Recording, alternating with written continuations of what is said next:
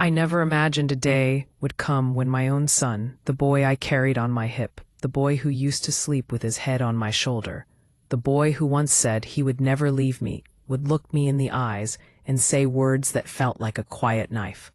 "Mom, it's better if you don't come around anymore." He didn't raise his voice. He didn't sound angry. He didn't even look away. He just said it softly, like someone who had rehearsed the sentence too many times in his head. Like someone who didn't want to hurt me, but didn't know how to avoid it. And me? I didn't cry. I didn't argue. I didn't ask why. I didn't hold his arm the way I used to when he was younger. I just smiled.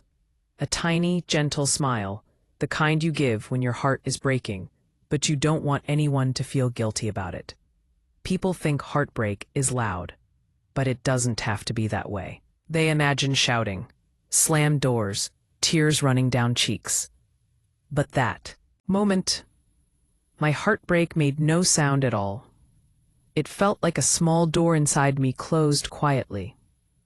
No bang, no final push, just a soft click, and then everything went still. I remember standing in their living room, trying not to look at anything too long, afraid my eyes would show the hote. It was the same living room where I once sat with my son when he was 12 and didn't want to talk about school. I rubbed his back then, and he leaned into me and said, "You're the only one I can talk to, Mom." But now, even the furniture felt like it belonged to someone else. I could hear my daughter-in-law in the kitchen, arranging dishes with quick, nervous hands. I could hear the refrigerator hum. I could hear my own breathing. But I couldn't hear my own child's heart anymore. He looked tired, not physically tired, emotionally tired. Like he was carrying something he didn't want to say, but couldn't keep inside any longer. And I stood there wondering quietly, when did I become a burden? How did I go from being a mother to being a problem to solve? He wasn't cruel. He wasn't cold. If anything, he looked guilty. Like someone who had just broken something fragile. Maybe that something was me. But I didn't let him see that. I straightened my shoulders, lifted my chin just a little, and said, "Of course, sweetheart, I understand." Even though I didn't understand at all. Even though inside, it felt like the ground beneath my feet had suddenly become unsteady. Even though part of me wanted to reach out, hold his face in my hands, and say, "What happened to us? How did we get here?" But I didn't. A mother learns, over years and years, how to hide her pain so her child doesn't feel responsible for it. That day, I hid everything, even from myself. The quiet walkout. I picked up my small purse. I said goodbye to both of them. My daughter-in-law didn't look directly at me. She kept her eyes on the kitchen tiles, as if she was afraid she might see sadness in mine. I walked out the door slowly, making sure my steps were steady. I didn't want them to hear anything unusual. I didn't want them to think they had broken something. But the moment the door closed behind me, the outside air felt different. Colder, heavier, like the world had shifted in a way I couldn't explain. I walked down the small path leading from their porch to the street. The sun was setting, orange, soft, almost gentle, and for a moment I thought, maybe the world is trying to comfort me. Every step I took away from their house felt like a memory tugging at my sleeve. My son's laugh as a toddler, the way he held onto my blouse when he was afraid, the little drawings he made for me in kindergarten, the promise he made at 16, "Mom, no matter what, I'll never let you feel alone." But that promise, like many childhood promises, faded over time. I didn't blame him. Truly, I didn't. We all grow up. We all change. We all build new lives and new families. But I never imagined his new life would have so little space for me. That night, As I walked home, I kept repeating the same quiet question. What did I do wrong? Without noticing it. H2. My early life and the mother I became. H2. I tell you how things slowly fell apart. I should tell you who I am, or at least who I was. I grew up in a simple home. My parents were gentle people. Not perfect, but gentle. My mother cooked meals that smelled like comfort. My father worked long hours but always saved enough energy to ask how our day was. When I became a mother myself, I told myself I wanted to give my child that same warmth. And for the most part, I did. My son was my first and only child. Maybe that's why I held him a little too close. Maybe that's why letting go was harder for me than for other mothers. When he was small, he followed me everywhere. Into the kitchen, into the garden, into the living room when I was folding laundry. He once sat beside me, watching me peel potatoes, and said, "Mom, you're my best friend." And I laughed, thinking, he'll forget this when he grows older. But a part of me held on to that sentence so tightly, maybe too tightly. The day he fell in love. Years passed. School, teenage years, a little rebellion here and there. Nothing too difficult. Then, one day, he came home smiling differently. It wasn't the smile of a boy who aced a test. It wasn't the smile of someone who won a game. It was softer, shyer, almost glowing. I knew immediately. "There's a girl," I said, teasing him gently. And he blushed. My grown young man, the boy who once climbed trees without fear, blushed like a child caught sneaking candy. That's how I first heard about the woman who would later become my daughter-in-law. When he brought her home, she greeted me politely, hands together, eyes lowered, like someone who was careful not to make any mistakes. She wasn't warm, but she wasn't unfriendly either. More like cautious. And I understood. Meeting someone's mother can be frightening, especially when you want to make a good impression. So I opened my home and my heart to her. I made her tea. I asked her questions. I tried not to talk too much, even though I tend to. She smiled very little, but when she did, it was sincere. I told myself, this is a good woman. She loves my son. And that was enough for me. The early days of their marriage. After the wedding, I was careful. I told myself not to become that mother-in-law, the one who interferes, the one who visits unannounced, the one who criticizes. So I waited for invitations. I offered help only when asked. And at first, it worked. We had Sunday lunches, small dinners, birthdays with laughter, quiet conversations in the kitchen. Their home felt warm, and I felt welcome. I didn't need anything more. I just wanted to see my son happy. But slowly, so slowly I didn't even notice at first, things began to change. Little signs I didn't understand at the time. The first sign was small, so small I almost brushed it away.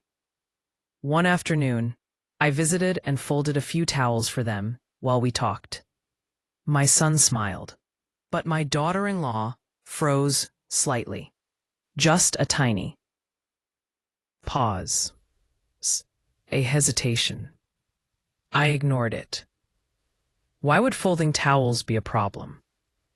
Another time, I rearranged some kitchen spices because the cabinet looked cluttered.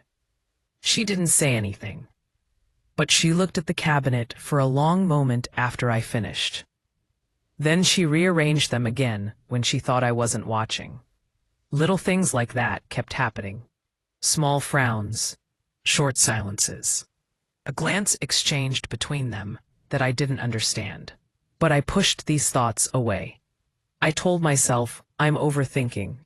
They're adjusting to married life. And maybe I was. But maybe I wasn't.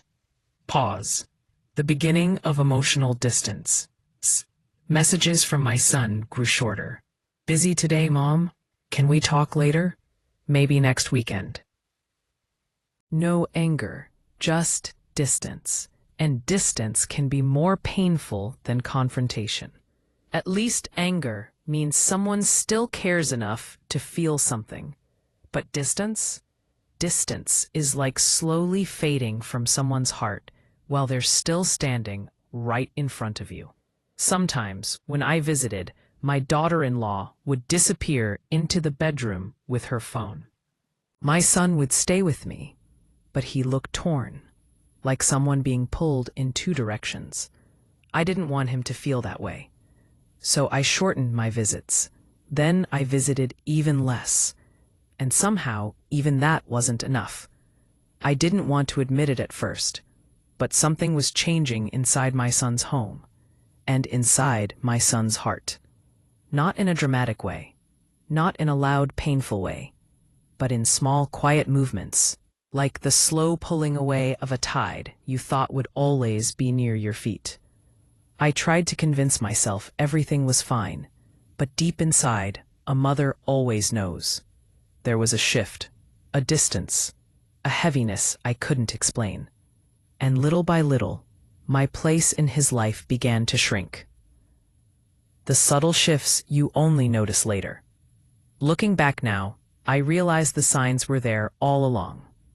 Small, almost invisible signs that whispered before they ever spoke clearly.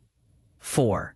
Example, my son used to call me every evening, even if it was for only 5 minutes.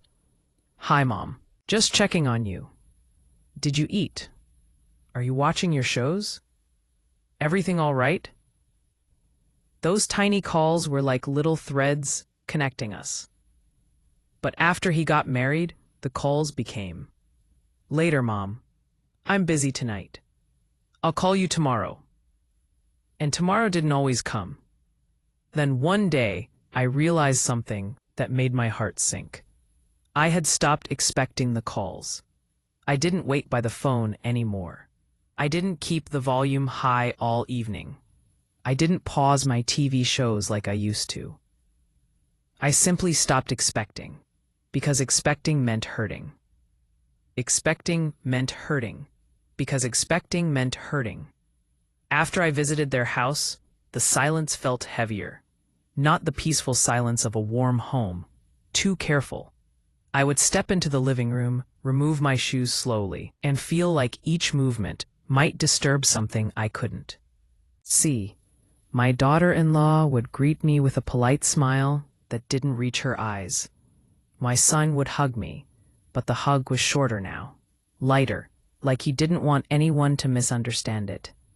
It felt like I had become a guest, and a guest always has to behave. One afternoon, I brought some homemade food, something my son loved since childhood. A simple chicken soup with herbs, the kind I used to make when he was sick.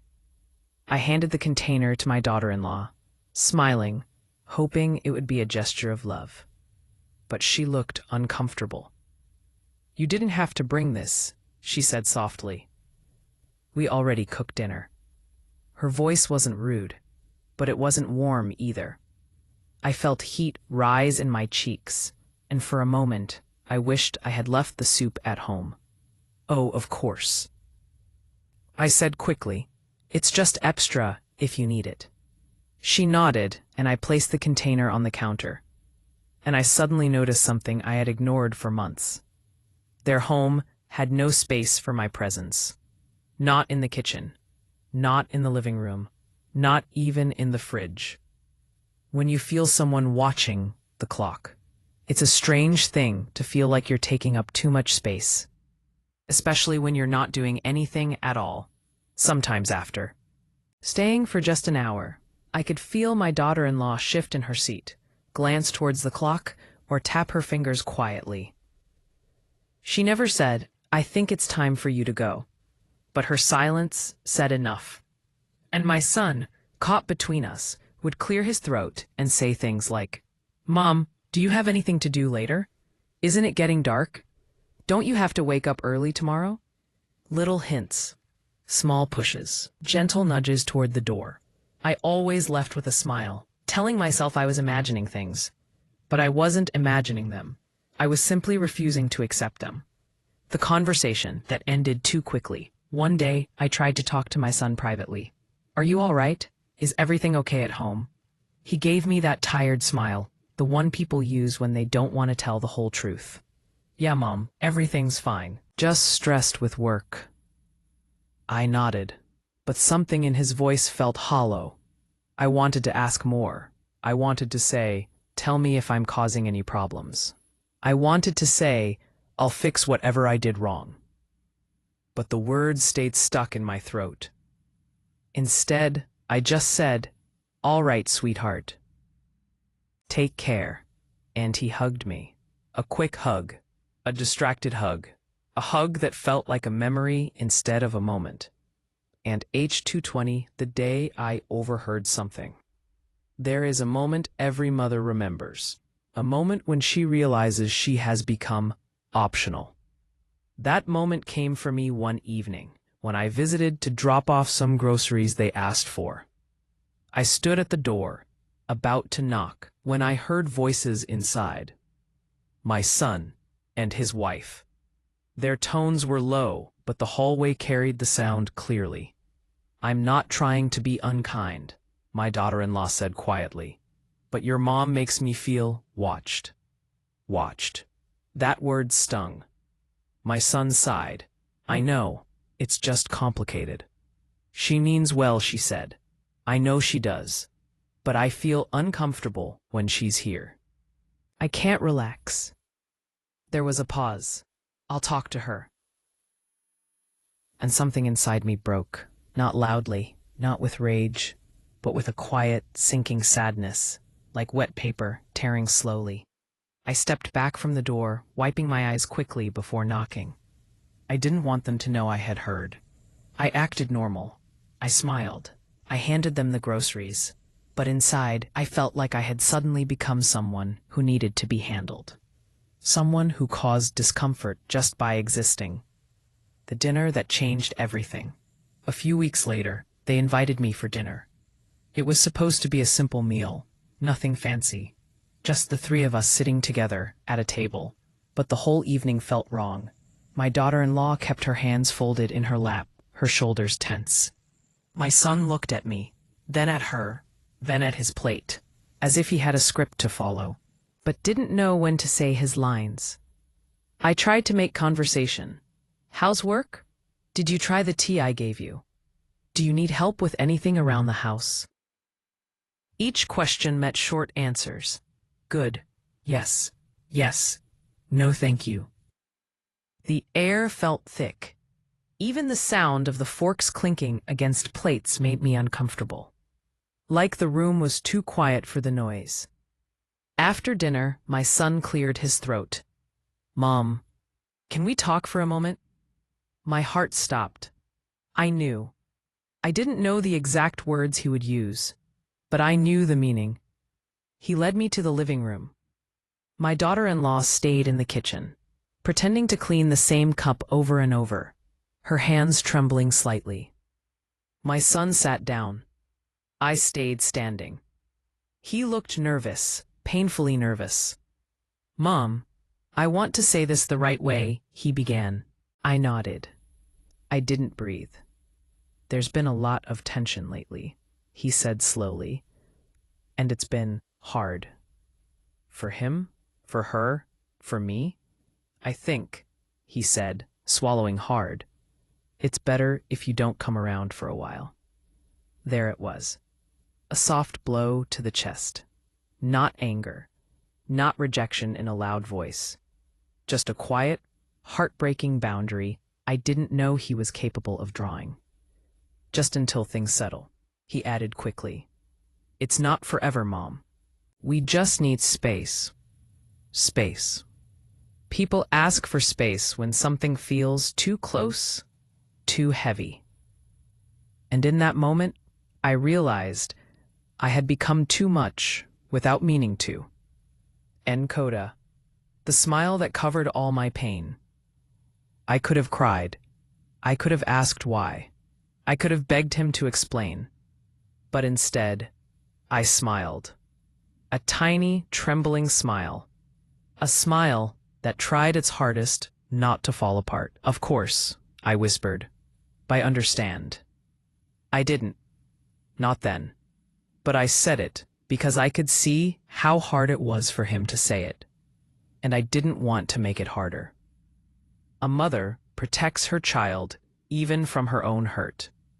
Narration script in calm, simple spoken English. I left their house that night with the same quiet smile I walked in with. But inside, something felt different. Not broken. Not yet, but slipping. Like a painting slowly tilting on a. My steps outside were slow. The evening air felt cool against my face, and I tried to breathe normally, as if nothing had happened. But every breath hurt. Every step felt heavier. I wasn't angry. I wasn't even confused. I was simply sad. A deep, quiet sadness that sat in my chest like a heavy book I didn't know how to close. The walk home that felt like a lifetime. I walked the same path I had walked hundreds of times. Past the small grocery store. Past the orange street lamp that flickered. Past the row of houses where children used to play, including my own son. I remembered walking that path, holding his hand, his tiny fingers wrapped around mine, his small voice asking me a million questions about the world. But now, I walked alone. The evening breeze brushed against my hair, and I wondered if this was what loneliness felt like. Not being alone, but feeling like your place in someone's life had faded quietly. When I reached my small house, I unlocked the door and stepped inside. It felt even emptier than usual. I hung my coat, placed my purse on the chair, and sat down at the edge of my bed. I didn't cry. I waited for tears, but they didn't come. Sometimes sadness is too heavy for tears. It just sits silently inside your chest, refusing to move. H2. Sleepless nights and heavy thoughts. H2. That night, I hardly slept. I lay awake, staring at the ceiling, replaying every moment of the past year. Every visit, every conversation, every little thing I might have done wrong. Did I visit too often? Did I stay too long? Did I interfere without meaning to? I didn't know, and not knowing hurt more than any direct accusation.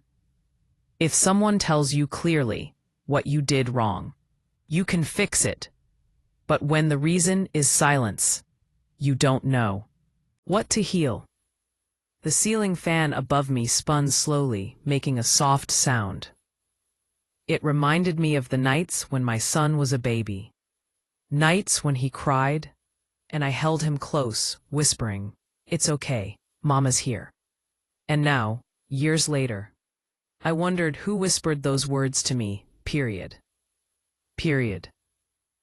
I didn't want to blame my daughter-in-law. She wasn't a bad person, just different. Maybe she wanted her own home, her own routine, her own sense of control. Maybe my presence, even when gentle, felt like a shadow. I didn't mean to cast a shadow. I only meant to give warmth. But warmth can feel heavy if someone isn't ready for it. I tried to understand her. I tried to understand my son too. He was torn. I knew that. I could see it in the way his eyes softened when he asked me to stay away. He didn't want to hurt me. But love sometimes asks us to choose, and choosing is painful. The morning after the silence. The next morning, I woke up early. The house was quiet, filled with the soft light of dawn. I made myself tea, holding the warm cup between my palms. The warmth soothed me, even if only a little. I sat at the kitchen table, listening to the sounds of the morning. A bird chirping outside, a car passing by, a distant dog barking. Life moved around me, even if mine felt paused. I tried to distract myself, cleaning, watering plants, folding laundry. But my thoughts kept drifting back to his words. It's better if you don't come around anymore. Not never come back. Not go away forever. Just not for now. And somehow, that for now felt like it might stretch on forever. Small things that hurt in unexpected ways. For the next few days, I stayed home. I kept my phone nearby, hoping for a message, a call, anything. But nothing came. I still didn't cry. Instead, I started noticing little things around the house. A mug my son gave me years ago, a photo of us at the park, a blanket he used to wrap around himself as a child. Each object felt heavier than before, filled with memories that pressed against my heart. I found one of his old drawings, tucked inside a drawer. A crooked little house with stick figures holding hands. Above it, he had written, "Me and Mommy." I held that drawing for a long time, my fingers tracing the lines he made with his tiny hands. And for the first time since that night, I felt tears sting my eyes. But still, I didn't let them fall. A week of silence. A week passed. 7 days. 7 nights. Not a single call. Not a single visit. Not even a simple, "How are you, Mom?" I didn't blame him. I knew he was giving his marriage space. Maybe he was trying to protect peace in his home.